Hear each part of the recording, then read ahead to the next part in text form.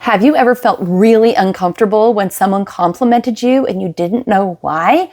Well, it could be it's because it was a toxic compliment. Now, we all want to be nice and spread good vibes and build great relationships, right? We want to catch people doing the right things and give them positive feedback. But there are a few cautions you need to be aware of when you compliment others.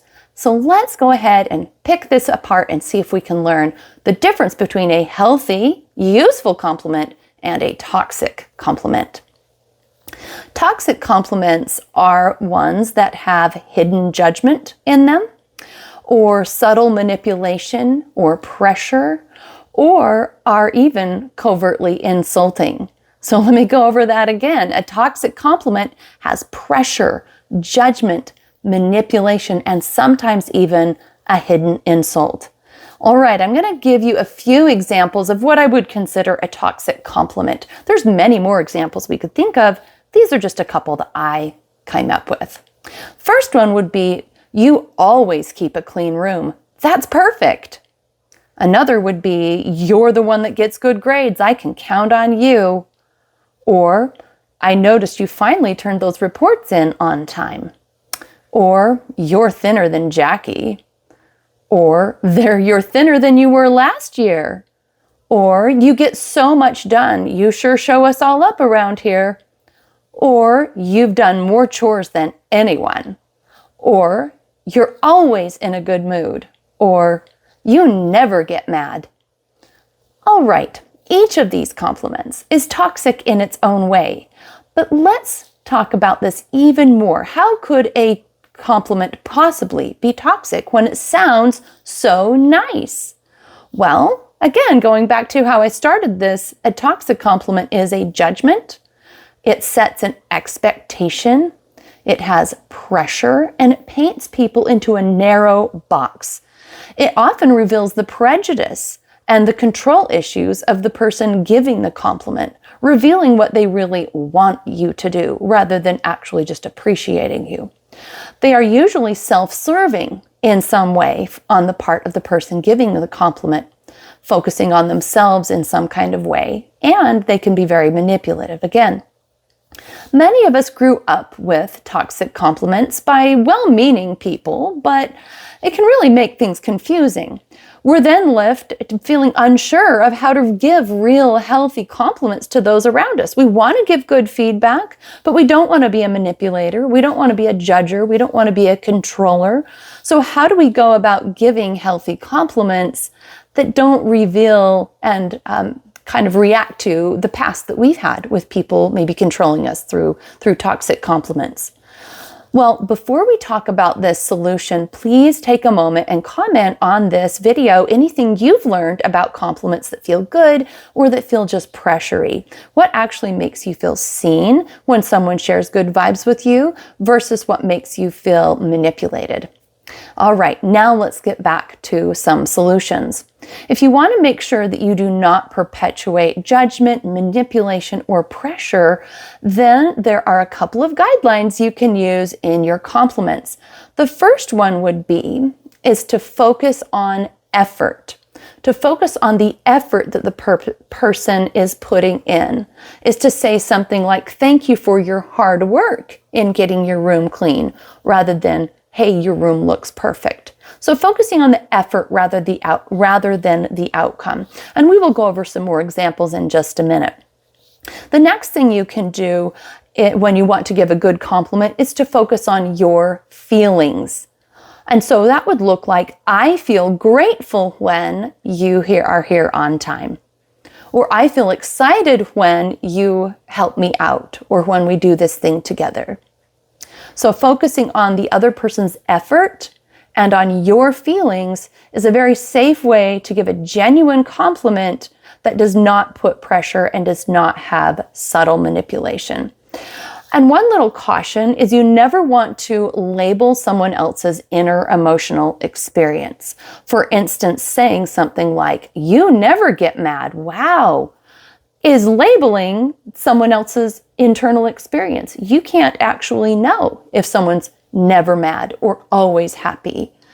That is a form of emotional abuse to claim that you know exactly how someone else is feeling and tell them that's how it is. So that's just a caution not to do that. But when you are complimenting using feelings, that you use your feeling. I feel grateful that you did this. I feel happy to see this happen. I feel excited when this thing happens. That is really good, but not to use the other person's emotions like, oh, you're so happy, you're so good, because we don't actually know what other people are feeling. And people bristle when they are told how they're feeling. It's just an innate boundary that we have, is we want to be the one to say. So again, to recap, the two things you really want to focus on giving a healthy compliment is focus on effort and to focus on your appreciative and positive feelings, with the caveat that you do not focus on their feelings, telling them how they felt. You focus on your feelings and saying how you felt. Now we're going to go back to these compliments above and change them so that they can be appropriate. So we can kind of see the before and after of a toxic compliment compared to a healthy compliment. All right, the first example, you always keep your room clean. That's perfect. That has a subtle message that you always do the same thing and that you are perfectly acceptable when you do this same thing. It paints you into a box. You're always the person that keeps the room clean. It puts you in a role. And people don't like being seen in a rigid role. All of us need times where we're being the good student or the good kid or the happy person, and times where we're the grumpy person or the bad student or the rebellious kid. We all have all pieces of these experiences inside of us. And when someone paints us into a corner and says, this is always what you do, then we bristle at that, or it makes us feel really, really constricted. So a better way to handle this compliment, if say you want to compliment your kid or someone on having a room clean, is you just say, wow, your room looks clean. I love it. So you can just say, it looks nice and I appreciate that. Instead of that you always do that and it's perfect, because the always paints someone into a box and the perfect shows a judgment. Saying, wow, it's clean is you're noticing it, and I like it is saying your feelings. All right, another example. You're the one that gets good grades. I can always count on you. Again, this one is painting someone into a box. They are just this one kind of person. There's no flexibility in who they are. They don't get a bad day. They don't get to not like a class. This is their identity, is what it sounds like you're putting on them. This is who they are. And again, people bristle at that. I can count on you. That part sounds a bit manipulative. It sounds a bit self-serving. The person giving the compliment, it almost sounds like a subtle way to control. I want you to keep doing that so that you don't upset me, so that you don't make my day hard. At least I can count on you being perfect. Again, that's full of a lot of pressure. A better way to handle this would be something like, I noticed you got a good grade on this last report card. I'm excited that you're putting in such great effort. So again, I noticed that you got good grades on this recent report card. I'm excited that you put in such great effort. And so it's not painting them into a box that they always get good grades. It's just this most recent time you've happened to notice that, and you're showing your appreciation and your excitement, your feelings, by saying, I'm excited about that.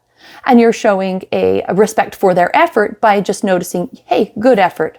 So you're not labeling them. You're not making it about you expecting certain things. You're just noticing and showing appreciation. All right, let's scrub forward a little bit. Okay, you're thinner than you were last year. You might think a compliment on someone's weight is a wonderful way to make them feel good. As a therapist, I've helped many, many people through eating and body and thinness issues. And I will tell you that complimenting someone's thinness is just as toxic as complimenting someone's not thinness. What it does is it draws attention to the fact that they are being externally judged. So if someone has lost weight and I say, oh my gosh, you're so much thinner, then what that really signals is, I'm paying attention to your weight. I'm monitoring your weight. I'm aware of your weight. I think of your weight. I notice your weight, right? Because the very fact that I'm commenting on it means it is a big deal and it's so worthy of my attention that I have to talk about it. The better response is not to comment on people's weight, period. If they bring it up, if they want to share a success story, then you can compliment their effort and your feelings of goodness towards them. So that might be something like, wow, you put in a lot of effort to lose that weight. I think that's exciting, how hard you've tried.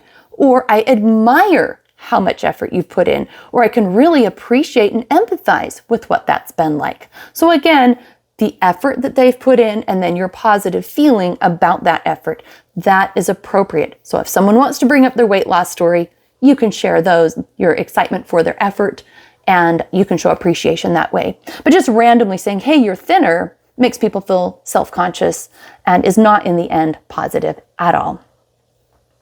Okay, how about let's do one more. Oh, let's do these two at the end. You're always in a good mood and you never get mad.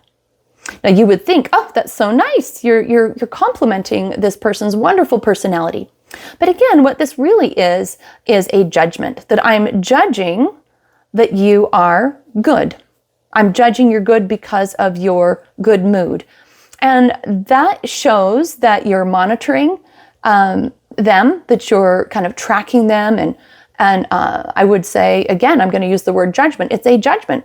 It's the same coin, but different side of saying you're always grumpy and you're always irritable and you're always a pain. If you paint someone into a box and tell them who they are, people are going to bristle. It doesn't feel good. But again, a good example of what you could do instead is say, oh, it sure seems like you've been in a good mood lately. I just love that so much. It makes me feel happy. So you can compliment them by saying, you've noticed that lately it seems like. Then you're not telling them exactly how they are. Oh, you're always happy. You're always so good. You just say, I've noticed that it seems like you're happy a lot lately. And then you say the effect on you, which is, it always puts me in a good mood too. I love that. So that we're really looking to be like easygoing with our compliments and not put people into a box, not make it sound like we're labeling them for life. Even if it's a positive label, it's still a label, it's still a judgment, and we really want to avoid that. I hope this has been useful to you. I hope I've been able to explain it adequately. If you have any questions, go ahead and put those in the comments and I will do my best to answer them or to make a follow-up video if needed. And I'll see you next time.